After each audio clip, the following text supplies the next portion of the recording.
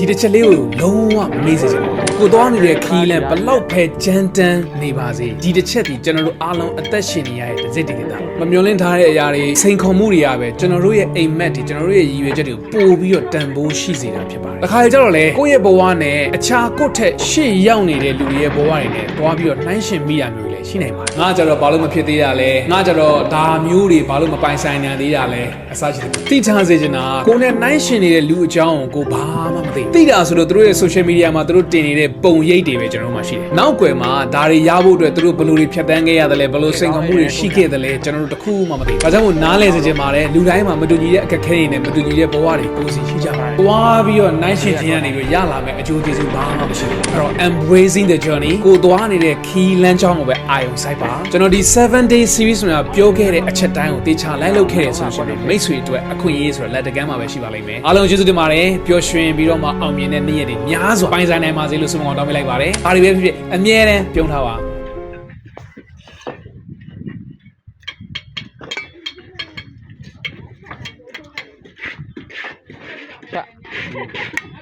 me está llamando.